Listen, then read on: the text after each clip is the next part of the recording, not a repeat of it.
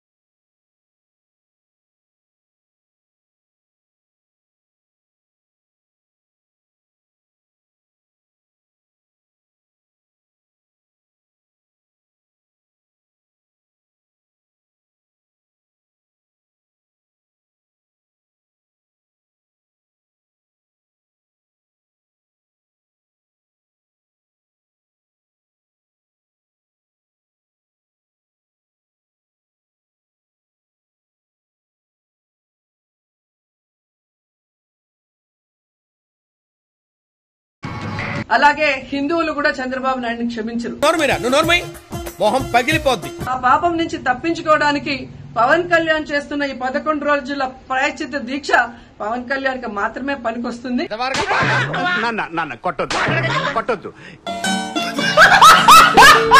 ఇకనైనా తిరుమల తిరుపతి దేవస్థానాన్ని ప్రతిష్టగా దిగజారిస్తే తిరుపతి అమ్మాయిగా నేను ఊరుకునేది లేదని కూడా ఈ సందర్భంగా తెలియజేసుకుంటున్నాను. అల్లుడు, నువ్వు తగ్గొద్దు, నువ్వు వెనకడుకోవద్దు. మ్యాటర్ ఏంటో తెలిపోవాలి. ఏంటంటే చెప్పి. భాయో ఆర్ బహనో, presenting you the most interesting and entertaining character. నేను చెప్పాను, నేను ట్విట్టర్ లో కూడా చెప్పా. ఏం చెప్పావురా? పవన్ కళ్యాణ్ గారు ఎందుకు దీక్ష చేయటం? ఏంటి బ్రో అంత మాట అన్నావు? అసత్య ఆరోపణలు చేసి, రుజువు కాని ఆరోపణలు చేసి రాజకీయ లబ్ధి పొందాలనుకునేటటువంటి చంద్రబాబు నాయుడు గారు దీక్ష చెయ్యాలి అనుకున్నా. అడు తిరిగి నా మీదగా వస్తాడు అనుకున్నా. ఆయన దాన్ని ఏమంటారు, ప్రక్షాళన చేసుకోవాలి. అయ్యా, పొరపాటు అయిపోయింది, నేను అసత్య ఆరోపణ చేశాను.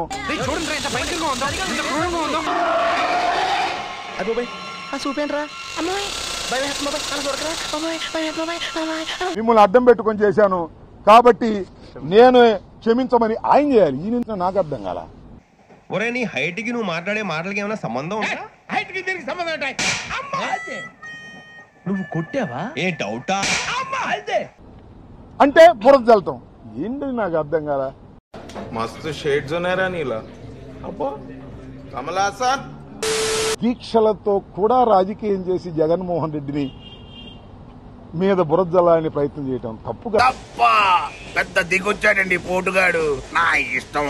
ఇలాంటి తప్పులు మీరు ఎందుకు చేస్తున్నారు? అన్యాయం కదా. ఆ మాట నువ్వు చెప్పకూడదు. ఎందుకు చెప్తున్నావు? దమ్ముంటే సర్టిఫికేట్లు చూపించండి అయ్యా. దమ్ముంటే జగన్మోహన్ రెడ్డి గారి టైంలో వాడిన నెయ్యిలో ఇంప్యూరిటీస్ ఉన్నాయని చెప్పండి అయ్యా. అరుస్తున్నాడు భయ్యుడు, ఎదురు మాట్లాడుతున్నారు. నీకు బాగా మదం ఎక్కిందిరా గోవర్ధన. కక్కుర్తిపడి డబ్బుల కోసం నీచానికి దుర్మార్గం ఇంతకన్నా ఇంకేమైనా పని చేసుకోవచ్చుగా. అంటే అది ఇంకా ఏమైనా చేసుకొని దోసుకోవచ్చుగా. ఎన్ని దోసుకున్నారు, ఎంత దోపిడీలు, ఎంత అరాచకాలు చేశారు, ఎంతటి అవినీతికి పాల్పడ్డారు. అందులో తప్పే ఉంది, అది ఆర్ట్. స్వామివారి సన్నిధిలో నెయ్యిలో పంది మాంసం, పంది కొవ్వు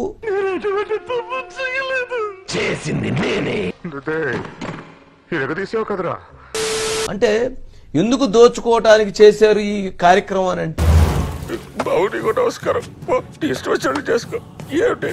గత 50 సంవత్సరాల నుంచి ఇస్తున్నటువంటి నందిని నెయ్యిని కాదని 2023వ సంవత్సరం ఫిబ్రవరిలో ఎందుకు మీరు కొత్త టెండర్ పిలిచి వేరే వాళ్ళకి 5 సంవత్సరాలకు ఎందుకు ఇచ్చారు? ఏం పాయింట్ పెట్టావన్నా, సూపర్. ఈ కార్యక్రమం ఇంతటితో సమాప్తం. రేపు ఇదే అలవాసులపై మళ్ళీ కలుసుకుందాం. అంతవరకు సెలవా మరి. నా ఛానల్ పేరు గుర్తుందిగా, please like, share and subscribe.